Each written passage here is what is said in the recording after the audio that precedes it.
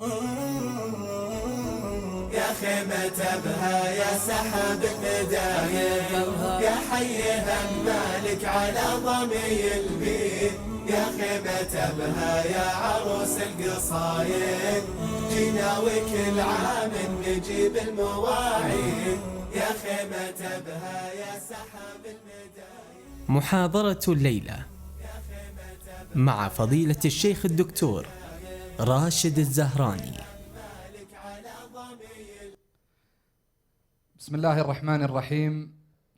الحمد لله رب العالمين، الحمد لله وحده، والصلاة والسلام على من لا نبي بعده. أحمده على نعمة الإسلام وأشكره وهو أهل للثناء والمجد. اللهم لك الحمد كالذي نقول وخيرا مما نقول.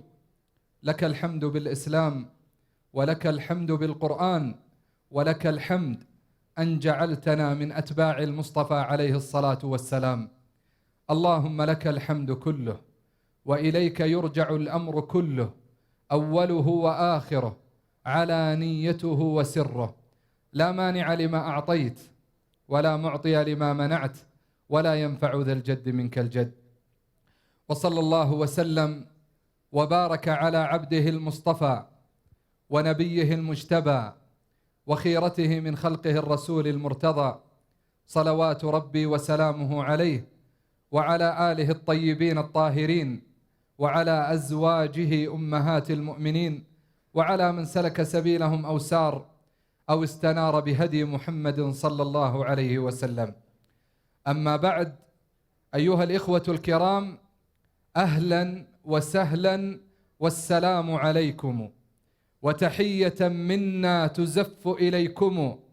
إخواننا، ما أجمل الدنيا بكم، لا تقبح الدنيا وفيها أنتم. فسلام الله عليكم ورحمته وبركاته، وأسأل الله أن يجعل اجتماعنا هذا مرحوما، وتفرقنا بعده معصوما، وألا يجعل فينا ولا معنا ولا بيننا شقيا ولا محروما. أيها الأحبة، في هذه الخيمة المباركة، خيمة أبها، والتي يجتمع فيها الكلمة الصادقة والإرشاد والتوجيه واجتماع الكلمة ووحدة الصف، في هذه الخيمة التي تنثر فيها أبيات الشعر والأدب والمعاني الكريمة، نلتقي جميعا نبتغي طاعة الله جل وعلا. المتحدث والسامع الجميع ينشد ما عند الله عز وجل والدار الآخرة، وهذا الأمر لا بد أن نصحح به النية في بداية حديثنا، لأن نبينا صلى الله عليه وسلم، صلوا عليه، اللهم صل وسلم عليه، قال: وما اجتمع قوم في بيت من بيوت الله يتلون كتاب الله ويتدارسونه بينهم إلا نزلت عليهم السكينة وحفتهم الملائكة وغشيتهم الرحمة وذكرهم الله في من عنده. اللهم لا تحرمنا هذا الأجر ولا تفتنا يا ذا الجلال والإكرام. أيها الأحبة، كلمات من القلب، فحديث الروح إلى الأرواح يسري وتدركه القلوب بلا عناء. حديث يرفع المسلم وينهض به، حديث يبني حياة الإنسان ويجعل هذه الحياة مستقيمة بطاعة الله، قائمة بأوامر الله، تعلي وتصدح: رضيت بالله ربا وبالإسلام دينا وبمحمد صلى الله عليه وسلم نبيا. إنه حديث عن بناء النفس وتزكيتها، وهذا الأمر أيها الأحبة من أعظم ما يجب علينا أن يذكر بعضنا بعضا فيه، وهو تزكية الأرواح وتهذيبها. فالشريعة والقرآن والسنة وكلام الباري جل وعلا وأحاديث المصطفى صلى الله عليه وسلم الهدف منها تزكية الأرواح. إذا زكت روحك ونمى قلبك سعدت في الدارين. وإذا زكت روحك وطهر قلبك عشت حياة السعداء ونلت الخير من رب الأرض والسماء. اسمع إلى قول الله جل وعلا: قد أفلح من تزكى.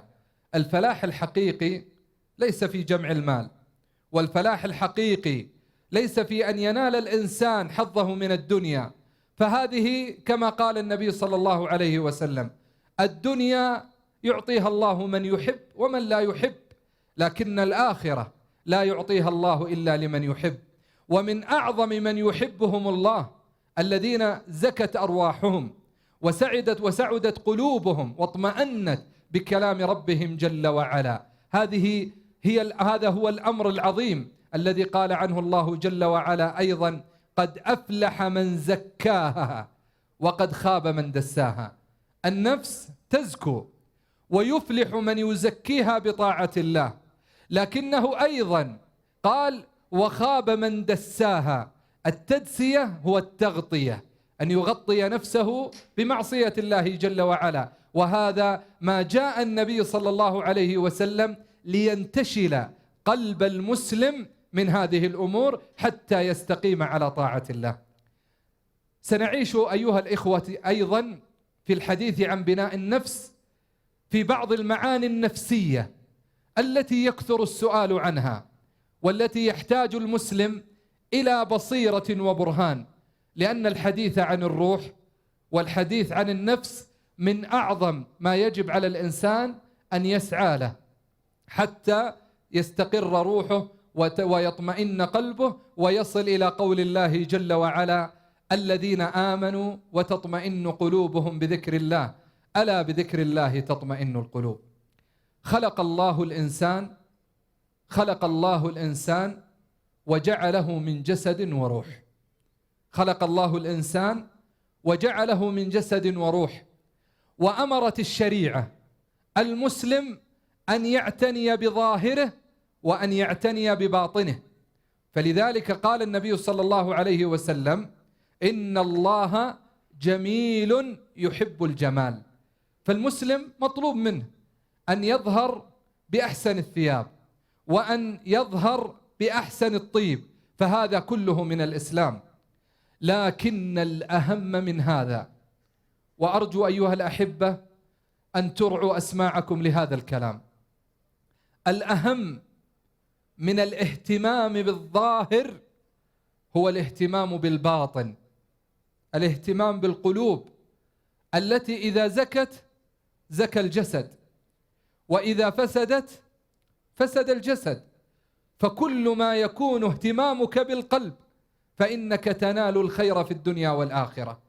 اسمع إلى قول النبي صلى الله عليه وسلم: ألا وإن في الجسد مضغة إذا صلحت صلح الجسد كله، وإذا فسدت فسد الجسد كله، ألا وهي القلب.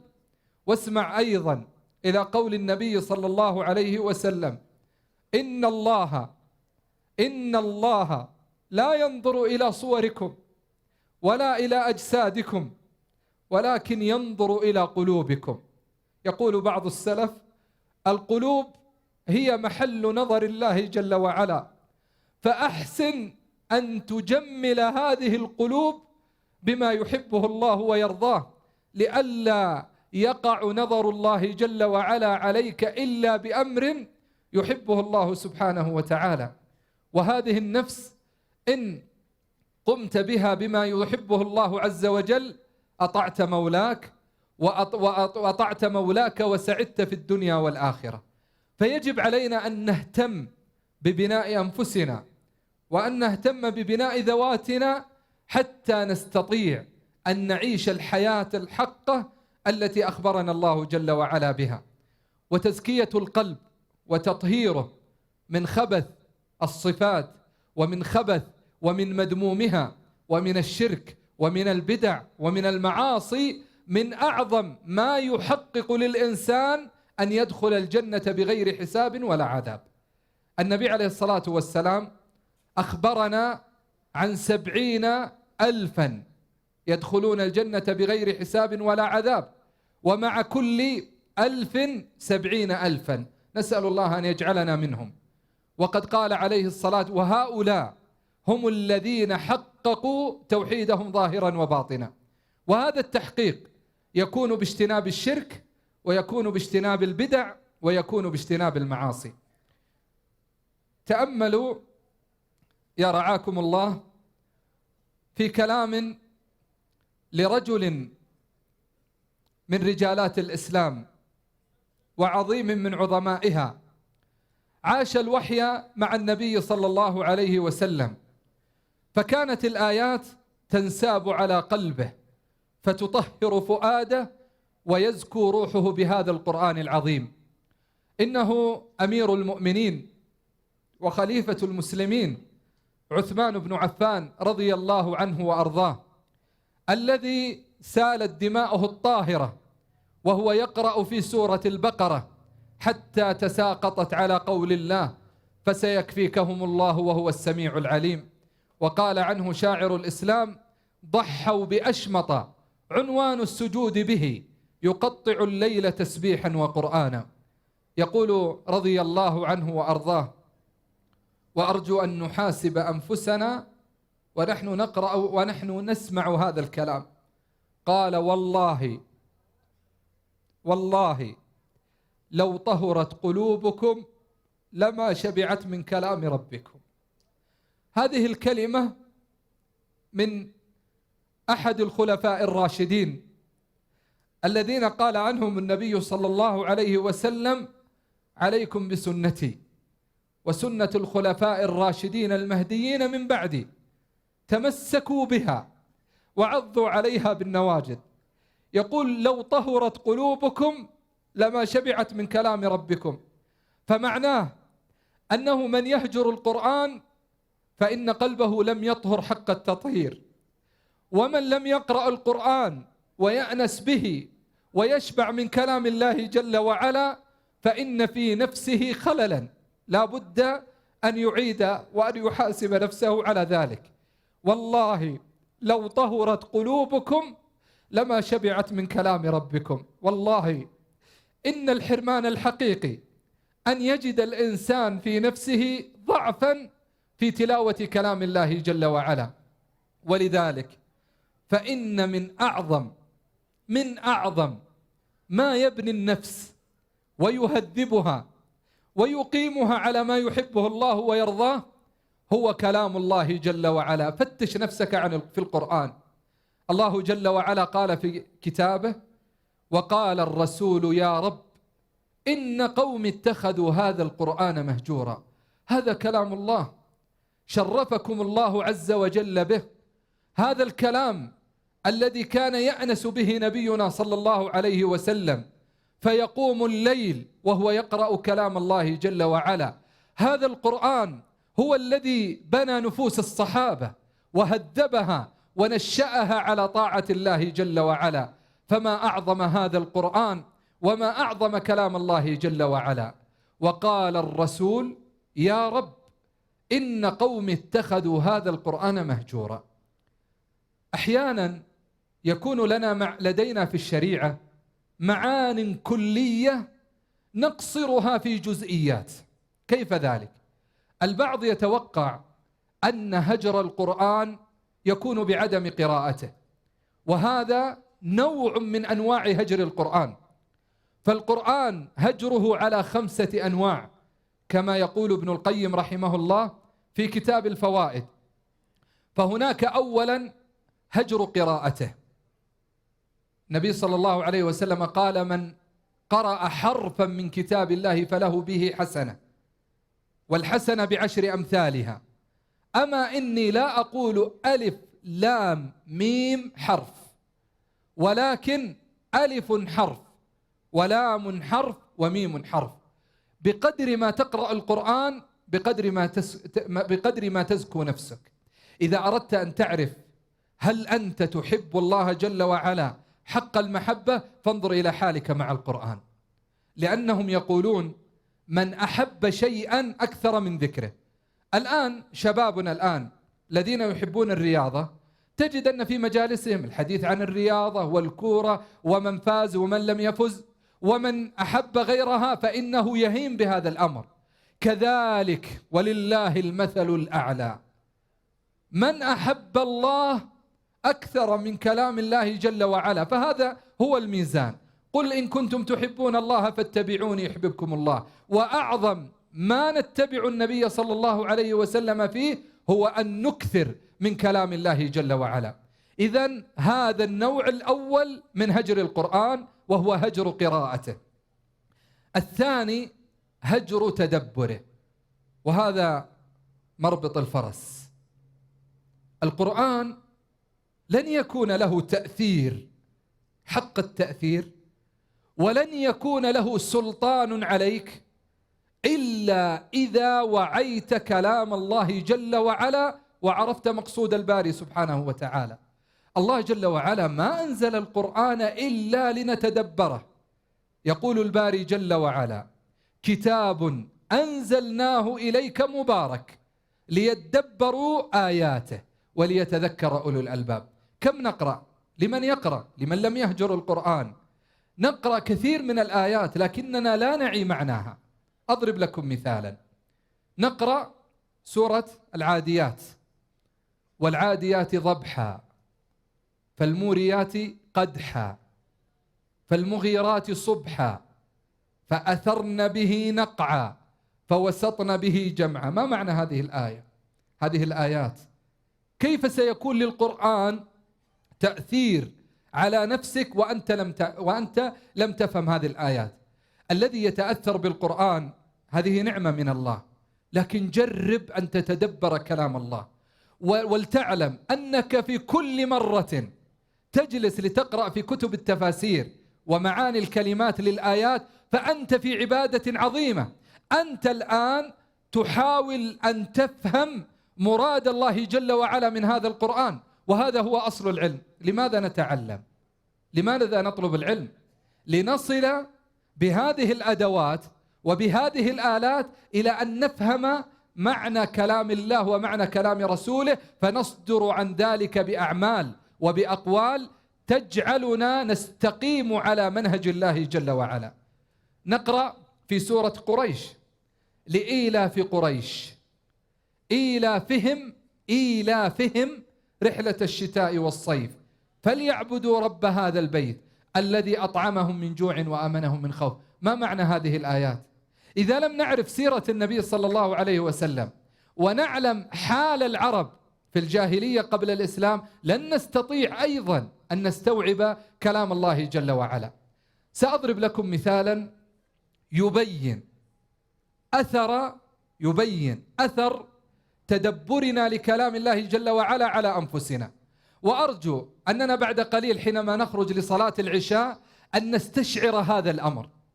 في صحيح مسلم في حديث أبي هريرة رضي الله عنه أن النبي صلى الله عليه وسلم قال: قسمت الصلاة بيني وبين عبدي ولعبدي ما سأل. ما معنى قسمت الصلاة؟ من يعرف؟ ما معنى الصلاة في الحديث؟ يقول: قسمت الصلاة بيني وبين عبدي. سورة الفاتحة. سورة الفاتحة. الفاتحة لها أسماء كثيرة، هي الرقية والشافية والكافية والسبع المثاني والقرآن العظيم. ومن أسمائها أيضا التي عددها القرطبي رحمه الله من أسمائها الصلاة. لماذا؟ لأن الصلاة لا تقوم إلا بها. قال صلى الله عليه وسلم في صحيح مسلم عن أبي هريرة رضي الله عنه قال عليه الصلاة والسلام: لا صلاة لمن لم يقرأ بفاتحة الكتاب. وفي مسلم أيضا عن أبي هريرة: أيما صلاة لم يقرأ فيها بفاتحة الكتاب فهي خداج، أي ناقصة غير تمام. لذلك أسألكم: لو أن شخصا قام فصلى لكنه في إحدى الركعات لم يقرأ سورة الفاتحة، ما حكم صلاته؟ باطلة. لماذا؟ لأن قراءة الفاتحة ركن من أركان الصلاة. إذن قال: قسمت الصلاة بيني قسمت الصلاة بيني وبين عبدي ولعبدي ما سأل. لاحظ المناجاة. فإذا قال العبد الحمد لله رب العالمين، قال الله جل وعلا حمدني عبدي. الله جل وعلا يخاطبك يقول حمدني عبدي. فإذا قال العبد الرحمن الرحيم، قال الله عز وجل أثنى علي عبدي.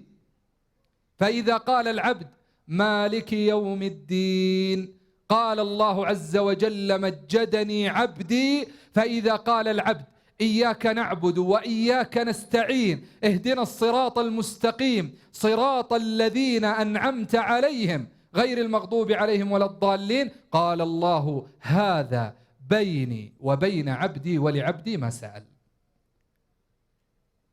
تخيل أنك وأنت تقرأ هذه السورة في الصلاة تستشعر هذه المناجاة مع الله سبحانه وتعالى، لا شك أنه سيكون لها التأثير العظيم في حياته. المقصود أننا كلما تدبرنا كلام الله وكلما استشعرنا معاني القرآن ومعاني كلام الله عز وجل كلما زاد إيماننا. من أسباب زيادة الإيمان هو أن تعيش مع القرآن وأن تحيا مع القرآن. قال الله عز وجل والذين اهتدوا زادهم هدى وآتاهم تقواهم. والآيات القرآنية التي تدل على زيادة الإيمان بالقرآن وبالطاعة كثيرة لا تحصى. أيضا وهو الأمر الثالث، نحن قلنا هجر القرآن قد يكون بهجر تلاوته أو بهجر التدبر. الأمر الثالث يكون بهجر الاستشفاء به، يعني الذي لا يستشفي بالقرآن ولا يطلب الشفاء من الله عز وجل بالقرآن يكون هاجرا للقرآن. نعم. لماذا؟ الله جل وعلا في آيتين في كتابه قال في إحداهما وننزل من القرآن ما هو شفاء. ومن هنا ليست من للتبعيض، يعني أن بعض القرآن شفاء وبعضه ليس شفاء، ليس كذلك. القرآن كله شفاء. ولذلك الآن بعض القراء حينما يأتي ويقول الآيات الفلانية هي التي تنفع للرقية وغيرها لا تنفع، نقول هذا الكلام غير صحيح، لأن من هنا لبيان الجنس فهي بيانية، فالقرآن كله شفاء. ولهذا قال الله عز وجل قل هو، يعني القرآن للذين آمنوا هدى وشفاء، فالقرآن كله شفاء. والنبي صلى الله عليه وسلم كان يرقي ويسترقي عليه أفضل الصلاة وأتم السلام. ولذلك في الحديث، في حديث 70,000 الذين يدخلون الجنة بغير حساب ولا عذاب، قال صلى الله عليه وسلم هم الذين لا يسترقون، وفي رواية لمسلم لا يرقون. هم الذين لا يسترقون ولا يتطيرون وعلى ربهم يتوكلون، ولا يكتوون وعلى ربهم يتوكلون. هل معنى هذا الحديث الآن فيه أنه لا يسترقون؟ فهل معنى هذا أن من طلب الرقية يخرج من 70,000؟ هذه المسألة تحدث عنها الحافظ بن حجر رحمه الله تعالى في فتح الباري، وساق كلام العلماء وأكثر الفقهاء وأكثر العلماء على أن طلب الرقية لا يخرج الإنسان من 70,000 الذين يدخلون الجنة بغير حساب ولا عذاب. وهذا بخلاف ما أفتى به علماؤنا الأجلاء مثل الشيخ عبد العزيز بن باز رحمه الله تعالى. الشيخ ابن عثيمين رحمه الله نقلا عن الإمام المازري ذكروا أن طلب الرقية لا يخرج الإنسان من 70,000. إذا ما المقصود بقول النبي لا يسترقون؟ قال المازري رحمه الله تعالى أي لا يطلبون الرقى المحرمة والبدعية والشركية التي نهى عنها نبينا صلى الله عليه وسلم. وبناء على هذا ذهب بعض العلماء إلى أن قول النبي في صحيح مسلم لا يرقون أنها ليست شاذة، لأن معناها أنهم لا يرقون برقا حرمها الله سبحانه وتعالى. الاستشفاء بالقرآن من أعظم وسائل الشفاء، ولكن قبل أن تطلب الشفاء من القرآن فلا بد أن توقن يقينا لا يتخلله شك أن كلام الله شفاء. إذا مرض إنسان وقمت لتقرأ عليه سورة الفاتحة فلا بد أن توقن أن الفاتحة تشفي بإذن الله، ولا بد أن يوقن المرقي بهذا الأمر. ولهذا الإمام ابن القيم رحمه الله في كتابه الجواب الكافي يقول: ذهبت إلى مكة فكانت تعتريني أدواء وآلام في رأسي فلا أجد لها طبيبا ولا دواء، فكنت أرقي نفسي بسورة الفاتحة فأرى لذلك تأثيرا عجيبا. يقول: وسورة الفاتحة إذا أيقن العبد بها فإن لقراءتها تأثير عجيب في الشفاء بإذن الله جل وعلا. وأعظم من هذا ما جاء في الحديث عن الصحابة الذين كانوا في سرية فاستضافوا أهل قوم فأبوا أن يضيفوهم، فلدغ سيد أولئك القوم فقالوا: هل عندكم من راق؟ قالوا: نعم لدينا الرقية لكن لا نرقي لكم إلا بجعل. فقام الصحابي فرقى بسورة الفاتحة. يقول الراوي: لدغة عقرب وهي سامة.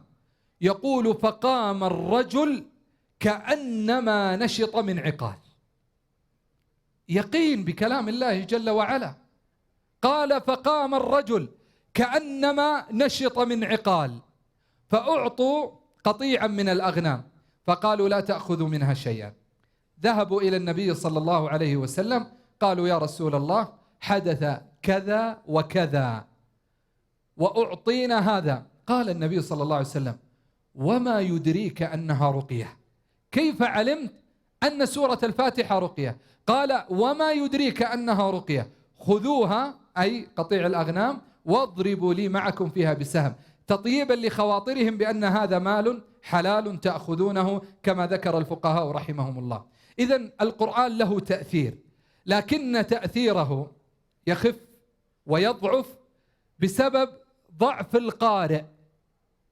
إذا كان إيمانه ضعيف ويقينه ضعيف يضعف، أو بسبب ضعف الشخص الذي تقرأ عليه. ولهذا دائما نقول أيها الأحبة: أعظم من يقرأ عليك هو نفسك. الآن بعض الناس إذا أصيب بعين أو بحسد أو بسحر أو بمسة ونحو ذلك لا يخطر على باله قرآن ولا يخطر على باله الله عز وجل. للأسف أول ما يخطر على باله يقول الشيخ فلان، وهذا لا شك أن فيه خلل في توحيد الله جل وعلا. يجب أن تكون قلوبنا معلقة بالله سبحانه وتعالى. إذا علم أن هذا الإنسان لديه الله عز وجل فتح عليه في هذا المجال فلا بأس، لكن الإنسان حينما يكون مريض فيرقي نفسه وحاجته وضعفه وذله بين يدي الله عز وجل له تأثير عجيب بإذن الله سبحانه وتعالى في الشفاء. والقرآن كله شفاء، فعلينا أيضا أن نحرص على ألا نهجر الكلام الله عز وجل والاستشفاء به. الهجر الرابع هجر العمل به. هجر العمل به.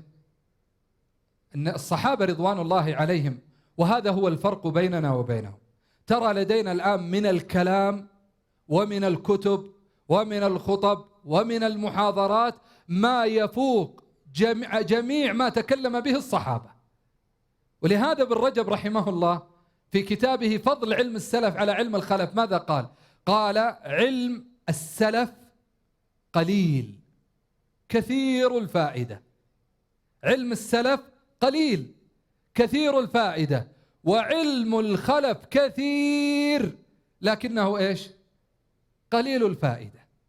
ولهذا من أراد أن يعرف الشريعة حق المعرفة فلينظر إلى كلام السلف الصالح رحمهم الله تعالى. على سبيل المثال الإمام الحسن البصري رحمه الله وصاياه معدودة، وكلماته قليلة لكنها حكم عظيمة. حتى إن أم المؤمنين عائشة رضي الله عنها وأرضاها لما سمعته يتحدث قالت: مهلا، من هذا الرجل الذي له كلام يشبه كلام النبوة؟ مع أن كلماته قليلة. من كلماته في التفكر في ملكوت الله يقول: ما يزال العارف يعود بتذكره على تفكره وبتفكره على تذكره ويناطق القلوب حتى نطقت القلوب بالوحدانية لله علام الغيوب، فإذا القلوب لها أسماع وأبصار.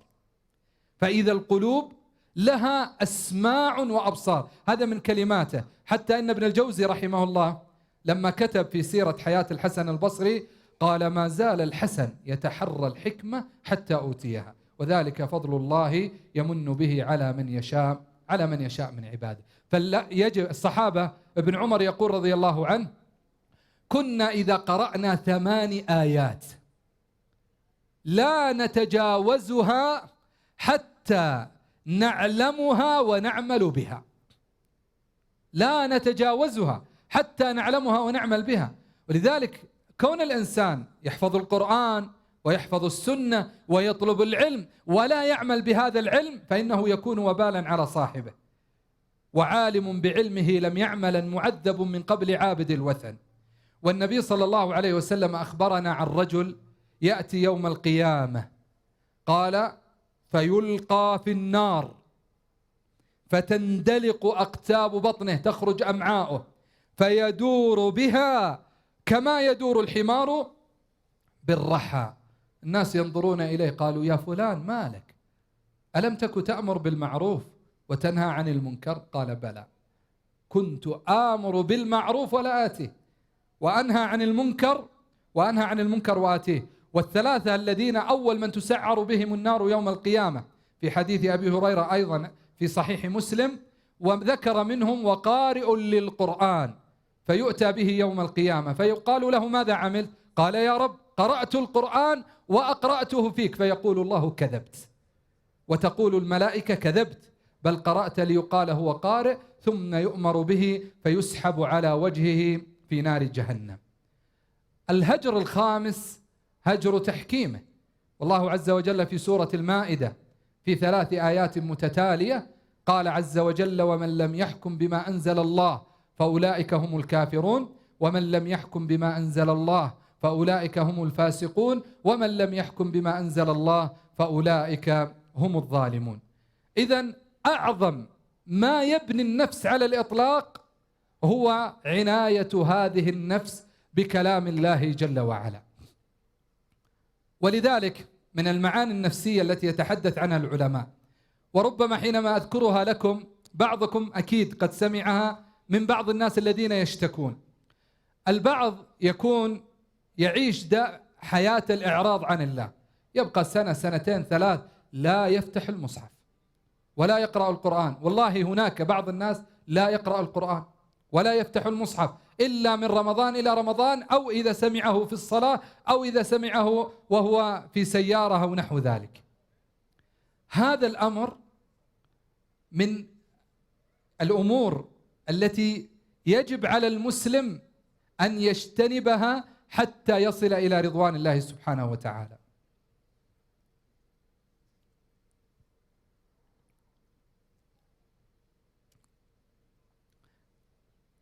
فالقرآن العظيم من أعظم ما يزكي الله به الأرواح، وما يقيم الله عز وجل به القلوب والأنفس. فإذا أردت أن تختبر نفسك فانظر إلى نفسك مع القرآن. من المعاني النفسية في هذا أن البعض يهجر القرآن فترة من العمر أو على أزمان متقطعة، ثم يقبل على القرآن يريد أن يقرأ. فإذا بدأ يقرأ القرآن يقول لمن معه: أشعر بضيق إذا فتحت المصحف، أشعر بضيق، أو أنني أتثاءب، أو أشعر بثقل أثناء قراءة القرآن. هذه تصيب بعض الناس، ودائما أول جواب يقول لك إيش؟ فلان به عين. هذا غير صحيح، هذا غير صحيح. يقول الإمام ابن القيم، وأرجو أيها الأحبة لأن والله هذا من أعظم الكلام الذي يبني النفس، يقول الإمام ابن القيم رحمه الله: لو أن المحسن عطل الطاعة وفارقها إلى المعصية. إنسان صاحب طاعة ترك الطاعة وذهب إلى إيش؟ إلى المعاصي. لو أن المحسن عطل الطاعة وأقبل على المعصية لوجد لذلك ألما في نفسه وهما في قلبه وحزنا في فؤاده، ويكون كالحوت الذي إذا خرج من البحر لا يقر له قرار ولا يهدأ له بال حتى يعود إلى الماء مرة أخرى. كيف؟ الذي يألف الطاعة في الليل قيام وفي النهار صيام ويذكر الله الواحد الديان، صمته فكر ودعاؤه لله جل وعلا، هذا الأمر يجعل القلب معلق بالله، فمن رحمة الله يجعل النفس لا تستقر إلا بهذه الطاعة. جيد؟ فهو إذا ترك الطاعة وقال والله بجرب المعصية، تجد أن قلبه لا يتوق إلى هذا ويجد هم وغم بسبب هذه المعاصي. والعكس هو الصحيح. يقول: ولو أن الفاسق عطل المعصية، ترك المعصية وأقبل على الطاعة، لوجد لهذا ألما في نفسه وهما في قلبه، ويكون كالحوت إذا خرج من البحر لا يقر له قرار ولا يهدأ له بال حتى يعود إليه مرة أخرى. هذا من أعظم الابتلاء، أن يجعل الله عز وجل الوحشة التي في القلوب لا يسدها الإنسان إلا بمعصية الله جل وعلا. وهذا معروف، الإنسان إذا أدمن على المعصية وأراد أن يفارقها فإنه يشعر بألم وحزن. طيب ما المطلوب؟ دائما أقول هذا مثل الكأس، كأس فيه ماء أو فيه حبر، كيف تخرج هذا الحبر؟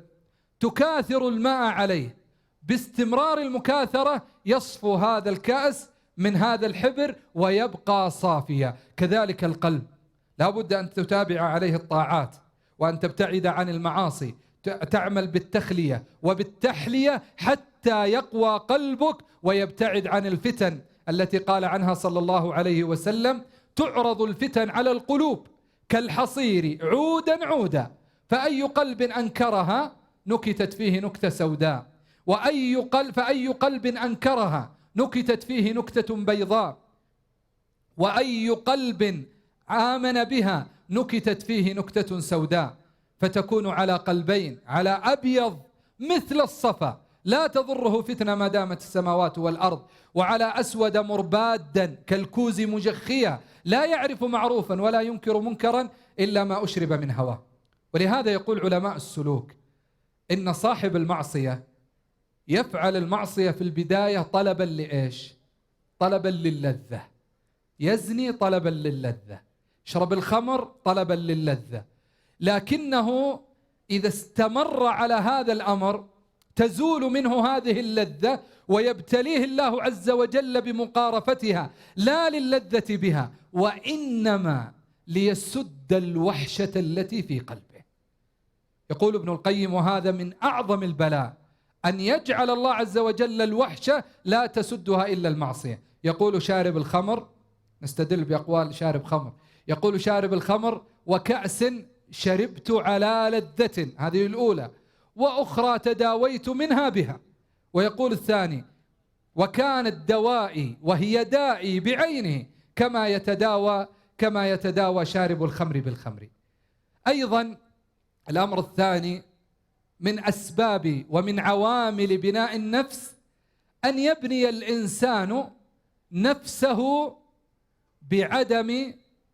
بإحسان الظن بالله عز وجل وبعدم الاغترار. كيف ذلك؟ هذا من الأمور التي يقع فيها كثير من الناس. إحسان الظن بالله، ما رأيكم؟ عبادة أو ليس عبادة؟ عبادة، ومن أعظم العبادات. مهما عملت، مهما قصرت، مهما أخطأت، فحسن ظنك بالله. قال الله جل وعلا في الحديث القدسي: أنا عند ظن عبدي بي فليظن بي ما يشاء. لكن هناك فرق بين حسن الظن بالله عز وجل وبين الغرور. كيف ذلك؟ يأتي البعض الآن سيقوم ليفعل المعصية، فيقول لما معه قوموا نفعل المعصية وبعدين نتوب. لماذا؟ قال لأن النبي صلى الله عليه وسلم قال إن عبدا أذنب ذنبا، وهو من الأحاديث العظيمة. قال عليه الصلاة والسلام إن عبدا أذنب ذنبا، قال ربي اغفر لي، قال الله غفرت له. ثم لبث مليا فقال رب اغفر لي، ثم لبث مليا فأذنب فقال رب اغفر لي، قال الله علم عبدي أن له ربا يأخذ بالذنب ويعفو، أشهدكم أني قد غفرت له. نسأل الله أن يغفر لنا، أن يرحمنا، وأن يتجاوز عنا، وأن يجعلنا وإياكم من المقبولين لديه. لكن ليس معنى هذا الحديث أن الإنسان يقبل على المعصية ويقول أتوب فيما بعد. هذه توبة الكذابين، لأنك كيف تثق أنك ستعيش بعد عمل هذا الذنب وبعد عمل هذه المعصية؟ ومن تلبيس إبليس على البعض يفسرون قول الله عز وجل يا أيها الإنسان ما غرك بربك الكريم. يقول هؤلاء أصحاب المعصية قال غرنا حلمه وغرنا كرمه. يقول الحسن البصري رحمه الله المؤمن حسن ظنه بالله فأحسن العمل. المؤمن حسن ظنه بالله فأحسن العمل، والمنافق أساء ظنه بالله فأساء العمل.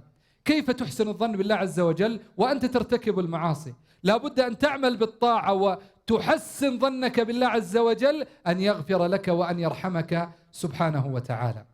من المواقف في هذا النبي صلى الله عليه وسلم مرض ذات يوم، وتعلمون النبي عليه الصلاة والسلام يقول ابن مسعود دخلت على رسول الله صلى الله عليه وسلم فوجدته يوعك، قلت يا رسول الله أنت نبي الله وتوعك تمرض؟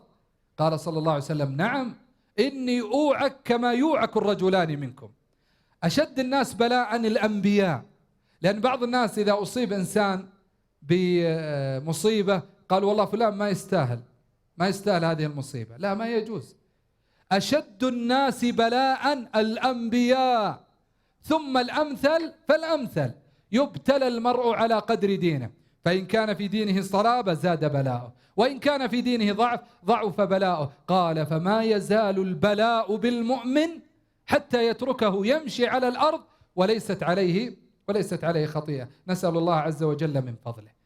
إذن النبي عليه الصلاة والسلام مرض. تقول عائشة رضي الله عنها فلما أفاق، كان النبي قد أصيب بحمى شديدة، فلما أفاق قال يا عائشة ما فعلت الدنانير؟ كان لدى النبي 6 دنانير فقط، فهو شعر أنه سيموت عليه الصلاة والسلام. قال ما فعلت الدنانير؟ قلت هي هنا يا رسول الله. قال فرقيها بين الناس لا يبقى في بيتي منها شيء. تقول عائشة ثم أغمي عليه، ثم شغلت عن توزيع هذه الدنانير بتطبيب النبي صلى الله عليه وسلم وبعلاجه. فلما أفاق قال يا عائشة ما فعلت الدنانير؟ قلت يا رسول الله والله لقد شغلني عنها مرضك. قال إلي بها. تقول فأقبلت فوضعتها بين يديه فأخذ الدنانير ويقول ما يقول محمد لو لقي الله وهذه الدنانير بين يديه. 6 دنانير.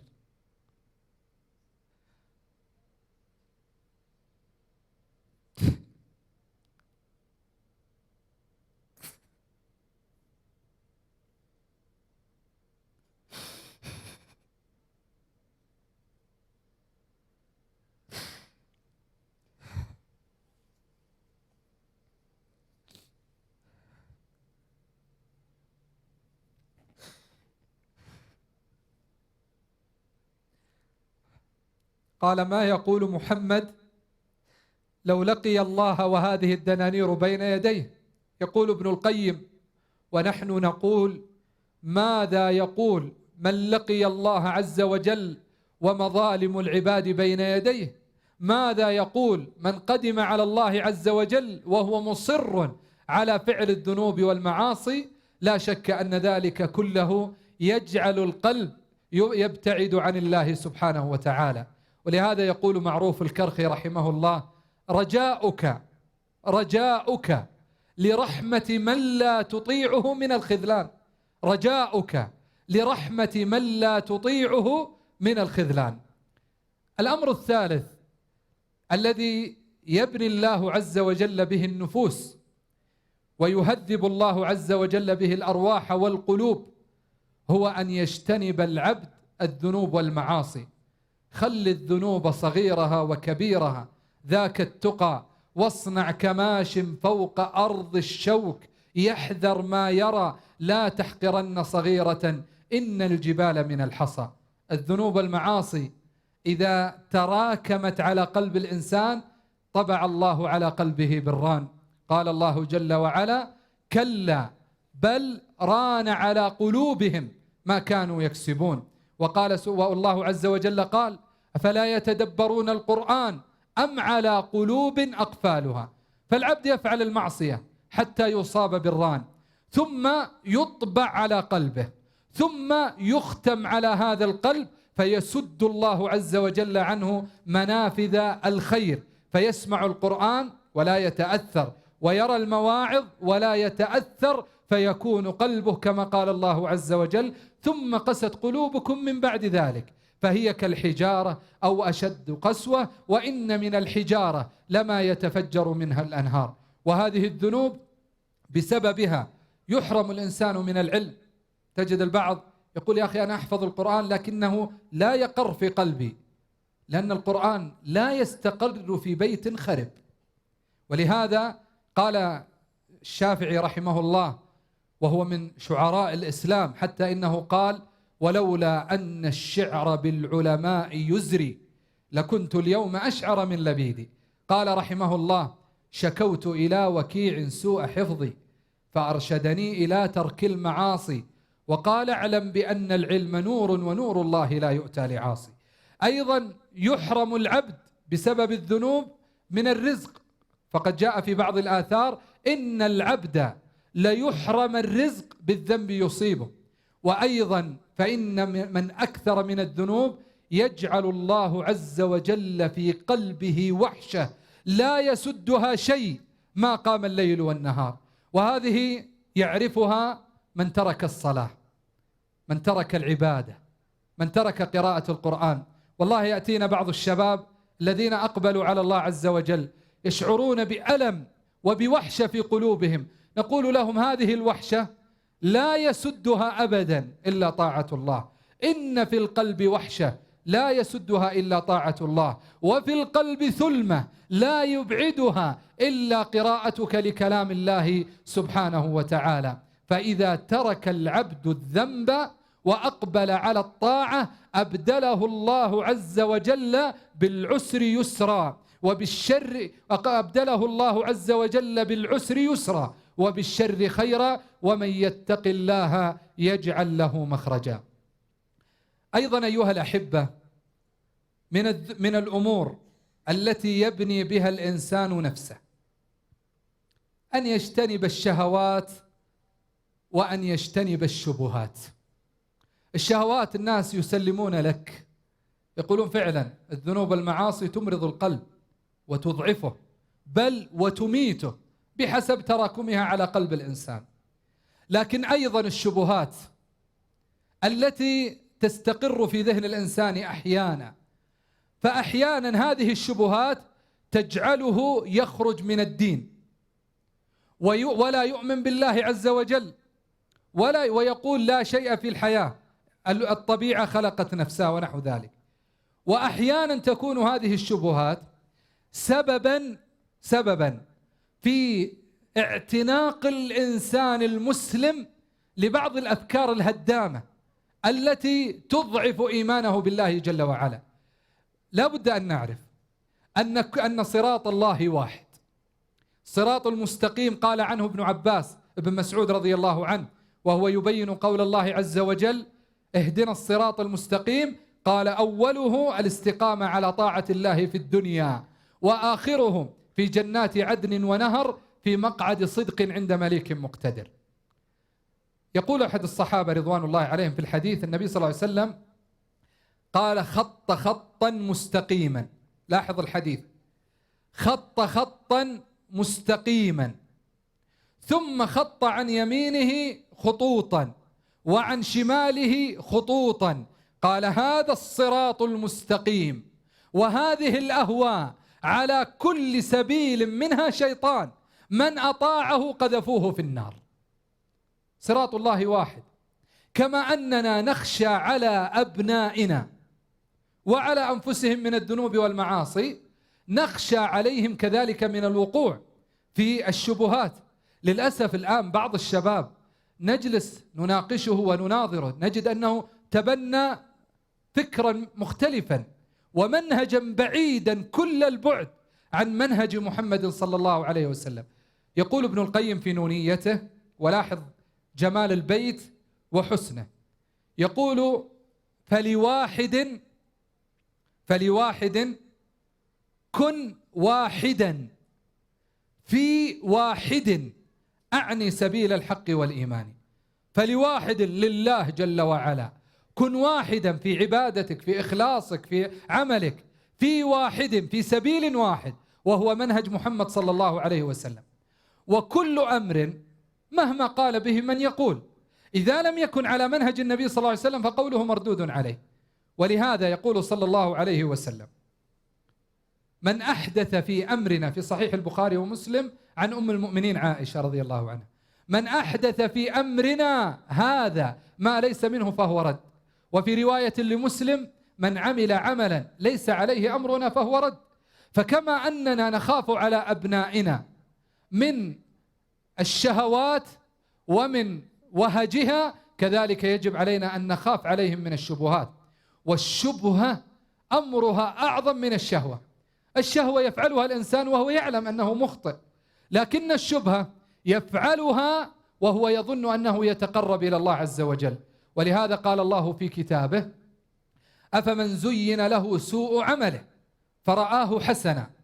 ولهذا وهذا الأمر لا يظن إنسان والله أنه قد لا يقع فيه، لا، أعظم الورى وأعظم الناس ثباتا نبينا صلى الله عليه وسلم كان يقول: اللهم يا مثبت القلوب ثبت قلبي على دينك. قالوا: يا رسول الله كيف تسأل هذا؟ قال: إن القلوب بين أصبعين من أصابع الرحمن يقلبها كيف يشاء. ما دام أنك لازلت على المنهج الحق وعلى الصراط المستقيم وعلى المنهج الذي رسمه النبي صلى الله عليه وسلم، فاعلم أنك على خير عظيم. لأن الأهواء تتجارى بالناس، فلا تدع مفصل ولا تدع في الإنسان فكرة إلا قامت بإفسادها على قلب الإنسان وروحه وعقله.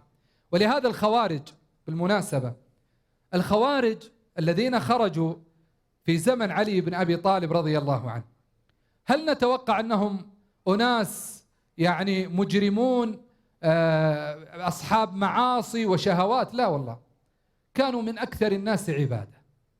عبد الرحمن بن ملجم الذي قتل علي بن أبي طالب رضي الله عنه كان لديه تزكية، ورقة من الفاروق الملهم المحدث عمر بن الخطاب، كتب له ورقة لعبد الرحمن بن ملجم، أرسله إلى مصر إلى أمير مصر عمرو بن العاص، يقول فيها: لقد أرسلت لك عبد الرحمن بن ملجم، ولقد آثرتك به على نفسي، يقول أنا أتركه لك، فاتخذ له دارا قريبا من المسجد واجعله يعلم الناس القرآن والحلال والحرام. لا، لو يأتي شخص عندنا عنده تزكية من ابن باز رحمه الله تعالى لأعلاها للملأ ولوثق الناس فيه. هذا لديه تزكية من عمر بن الخطاب رضي الله عنه، كان صاحب صلاة وعبادة ودين، لكنه في لحظات تشوش فكره وأصبح ينظر إلى أفضل رجل على وجه الأرض في زمانه، وهو علي بن أبي طالب. علي بن أبي طالب من الخلفاء العشرة المبشرين بالجنة، وهو رابع الخلفاء الراشدين الذين أمرنا النبي صلى الله عليه وسلم باتباع سنتهم. فهو في زمانه وبعد موت عثمان رضي الله عنه وبعد قتله رضي الله عنه فإنه من أفضل الناس الذين يمشون على الأرض. فقال عبد الرحمن بن ملجم: علي بن أبي طالب كافر، وأعظم الأمر أن نتقرب إلى الله عز وجل بدمه. ليس رجل عاصي، مسلم يريد أن يتقرب إلى الله بدم ابن عم رسول الله وزوج ابنته فاطمة. سار عبد الرحمن بن ملجم وتجهز، فلما خرج علي بن أبي طالب بالمناسبة أيضا خرج يؤذن الناس بصلاة الفجر، فلم يشعر إلا بهذا الخنجر في ظهره. فقال علي، اجتمع الناس وقبضوا على عبد الرحمن بن ملجم. قال علي بن أبي طالب: دعوه، لا تفعلوا به شيئا إلا أن أموت. فذهبوا إلى عبد الرحمن بن ملجم. بعض الناس قد يكون لديه فكرة، لكنه إذا فعل الأمر فإن رشده يعود إليه. قالوا له: هل ندمت؟ قال: والله ما ندمت على قتله، وإن كان الله سيدخلني الجنة سيدخلني لأنني قتلت علي بن أبي طالب رضي الله عنه وأرضاه. حتى قام شاعر الخوارج يعني يمدحه ويثني عليه على عبد الرحمن بن ملجم، يقول: يا ضربة من تقي، يعني عبد الرحمن، يا ضربة من تقي ما أراد بها إلا ليبلغ من ذي العرش رضوانا، إني لأذكره يوما فأحسبه أوفى البرية عند الله برهانا. ثم قتل رضي الله عنه، ثم قتل عبد الرحمن بن ملجم بقتله لعلي رضي الله عنه وأرضاه. هذا الأمر يجعلنا ننتبه لأنفسنا ولأبنائنا. لا تقل والله فلان طالب علم وفلان متمسك بالدين أو نحو، أو فلان أحيانا البعض يقول: لا الحمد لله ابني ليس مستقيم فلن يدخل في هذه الأفكار. لا والله، لا بد أن نحرص على هذا الأمر وأن نتفقد أنفسنا وأبناءنا، لأن هذا من أعظم النصح الذي أمر الله عز وجل به. يقول صلى الله عليه وسلم: الدين النصيحة. قلنا: لمن يا رسول الله؟ قال: لله ولرسوله ولكتابه ولأئمة المسلمين وعامتهم. ولهذا النبي عليه الصلاة والسلام كان يستعيذ بالله ويقول: اللهم إني أعوذ بك من الحور بعد الكور. لا ندعي الكمال، لدينا أخطاء، لدينا زلل، لدينا معاصي، ولدينا أخطاء تحتاج إلى تعديل، لكن أن يخرج أحد شبابنا، وهذا والله الذي أدمى قلبي، شاب من هذه البلاد الطيبة يخرج في إحدى الأفلام اليوتيوب ويقول، يوجه رسالة لأهل المملكة العربية السعودية ويقول: أعظم قربة تتقرب بها إلى الله أن تبدأ بمن حولك، فانظر إلى إذا كان من حولك رجل أمن أو أحد الخونة أو الطواغيت فابدأ به، اقتل أباك واقتل أخاك. هذا الأمر لم يعد يعني نقول والله يقال عنهم، بل هذا الكلام ينطق به بلسانه، وهذا خلل. يعني الله عز وجل، يعني لو افترضنا أن والدك كافر يعبد غير الله عز وجل ويدين بغير دين الإسلام، الله عز وجل أخبرنا أن نتعامل معهم بالحسنى. هذا أمر واضح في القرآن. قال عز سبحانه وتعالى: وإن جاهداك على أن تشرك بي ما ليس لك به علم فلا تطعهما وصاحبهما في الدنيا معروفا. كيف تقول لا اذهب فاقتل؟ طيب، هم يستدلون بأبي عبيدة عامر بن الجراح رضي الله عنه الذي قتل والده في غزوة بدر. سأذكر لكم القصة الموجودة في البداية والنهاية لابن كثير. خرج الصحابة رضوان الله عليهم والتقوا بأهل قريش، وأثناء الالتقاء أتى والد أبو عبيدة عامر بن الجراح ليقتل ابنه، فهرب أبو عبيدة فلحقه، فهرب فلحقه، ثم بدأ يضربه بالسيف حتى أثخن فيه الجراح، فلما شعر أنه سيموت قتل والده. انظر الآن، هم في حرب وفي قتال، وهرب من والده ويحاول أن يبتعد عنه، لكنه في النهاية لم يقم بقتله. فلهذا نقول يجب أن ننظر إلى الإسلام كما أمر النبي صلى الله عليه وسلم. نحن نأسى والله على شبابنا وأبنائنا الذين يصلون إلى هذا الأمر. لماذا أنا أذكر هذا الأمر؟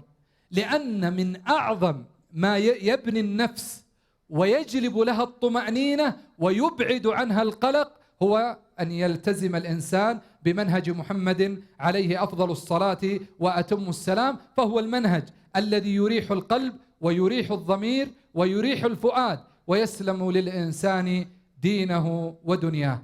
نسأل الله جل وعلا بمنه وكرمه أن يجعلنا وإياكم من الهداة المهتدين. اللهم إنا نسألك إيمانا صادقا ويقينا راسخا، نسألك يا ربنا علما نافعا وعملا صالحا ودعاء مستجابا.